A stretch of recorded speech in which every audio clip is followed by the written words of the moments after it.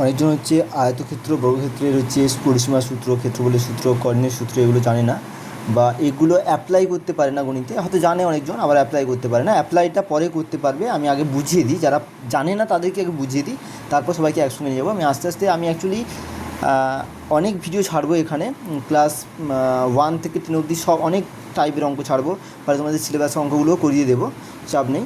আগে যেগুলো বাচ্চাদের জানা উচিত আমি সেগুলো আগে বলবো, তারপর আমি আস্তে আস্তে আস্তে আস্তে সবাইকে একসঙ্গে শেখানোর চেষ্টা করবো। তো আমি চাইছি যে সব ছেলেরা এগুলো ভিডিওগুলো দেখো এবং সব কভার করে নাও। আমি যখন আপার লেভেলে যখন শেখাবো তখন কিন্তু তোমরা অনেকজন আবার যেভাবে তোমরা বুঝতে পারো না, টিউশনে বোঝালে যেভাবে বুঝতে পারো না সেভাবে কিন্তু বুঝতে পারবে না। আমাকে কমেন্ট করে বলো সেটা কীভাবে হচ্ছে, স্যার তাও বুঝতে পারছি না, আমাকে বলো, আমি বুঝিয়ে দেবো, কোনো চাপ নেই, ঠিক আছে। দেখো আমি আয়তক্ষেত্র বর্গক্ষেত্রের পরিসীমার সূত্রগুলো, কর্ণের সূত্র, ক্ষেত্রফলের সূত্রগুলো বলেছি। দেখো আমি সবাই যদি বলি আয়তক্ষেত্র, তো আয়তক্ষেত্রে সবসময় কী হয় না, বিপরীত বাহুগুলো সবসময় যেন, যেগুলো বড়ো সেগুলো সবসময় দৈর্ঘ্য হয়, আর যেগুলো ছোটো সবসময় যেন প্রস্থ আমরা ধরে নিই, ঠিক আছে। তো আমি যদি ধরলাম যে এটা দৈর্ঘ্য, এটা হচ্ছে প্রস্থ, তাহলে সেভাবে কী হবে, এটা তাহলে কী হবে না, এটা তাহলে দৈর্ঘ্য হবে, আর এটা তাহলে কী হবে না, প্রস্থ হবে। তাহলে আমি যদি বলি পরিসীমা বার করবো কী করে, যে কোনো চতুর্ভুজের পরিসীমা বার করতে গেলে চতুর্ভুজ কেন, বৃত্ত কেন, তাদের চারদিকের বাউন্ডারিটা যোগ করে দিতে হয়, দিলে পরিসীমা পেয়ে যাবো। তাহলে আমি যদি বলি পরিসীমাটা বার করবো, তাহলে পরিসীমা তাহলে কী হবে না, পরিসীমা সমান তাহলে হবে পরিসীমা, তাহলে কী হবে না, দৈর্ঘ্য হবে, দৈর্ঘ্য যুক্ত কী হবে, এখানে কী হবে, প্রস্থ, ঠিক আছে, যুক্ত কী হবে, দৈর্ঘ্য, আবার একটা দৈর্ঘ্য, মানে আমি এই রাউন্ড ফিরে যাচ্ছি, দৈর্ঘ্য প্রস্থ, আবার দৈর্ঘ্য, আবার একটা কী আছে, প্রস্থ পড়ে আছে, তাহলে প্রস্থ, ঠিক আছে।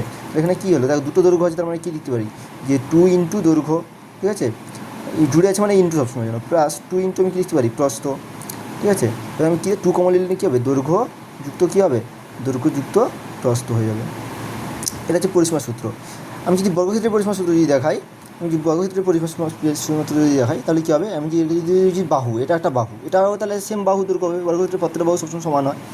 তাহলে এর ক্ষেত্রে পরিসীমা কী হবে না, এর ক্ষেত্রে পরিসীমা হবে, এটা হচ্ছে আয়তক্ষেত্র, ঠিক আছে, আয়তক্ষেত্র, আয়তক্ষেত্রের পরিসীমা হচ্ছে বর্গক্ষেত্রের পরিসীমা, বর্গক্ষেত্র পরিসীমা কী হবে না, বর্গক্ষেত্রের পরিসীমা হবে, তাহলে কী হবে, এখানে চারটা এখানেও বাহু, আবার একটা বাহু হবে, তাহলে আবার একটা বাহু, হ্যাঁ, আবার একটা বাহু হবে না, এই বাহুটা, এটাও বাহু হবে, এটাও বাহু হবে, এটাও বাহু, আমি সব লিখে দিচ্ছি তোমাদের যাতে সমস্যা না হয়।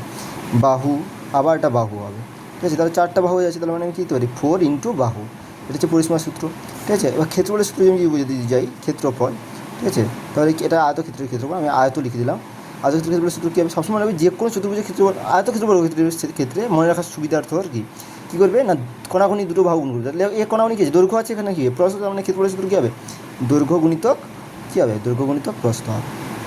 তাহলে আমি যদি বলি বর্গক্ষেত্রের ক্ষেত্রফল, বর্গক্ষেত্রের ক্ষেত্রফল, সরি তাড়াতাড়ি লিখতে গিয়ে আমার এটা খারাপ হয়ে যাচ্ছে, ক্ষেত্রফল তাহলে কী হবে, এর তাহলে কোনাকুনি কী আছে, বাহু ইন্টু বাহু, তাহলে এখানে কী হবে, ক্ষেত্রফল কী হবে, বাহু ইন্টু বাহু,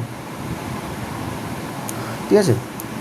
এইটুকু জানো। এবার কর্ণের সূত্রগুলো অনেকটা লেন্থ, 3 মিনিট হয়ে গেছে, আমি পরের ভিডিওতে বলছি কর্ণের সূত্রগুলো। আমি সূত্রগুলো বলছি, তোমরা একটু দেখে নাও, সূত্রগুলো পারলে স্ক্রিনশট নিয়ে নাও, হ্যাঁ, সূত্রগুলো স্ক্রিনশট নিয়ে নিতে পারো, একটু মুখস্থ করবে এগুলো, হ্যাঁ, তারপরে এগুলো আমি অঙ্কগুলো করাবো।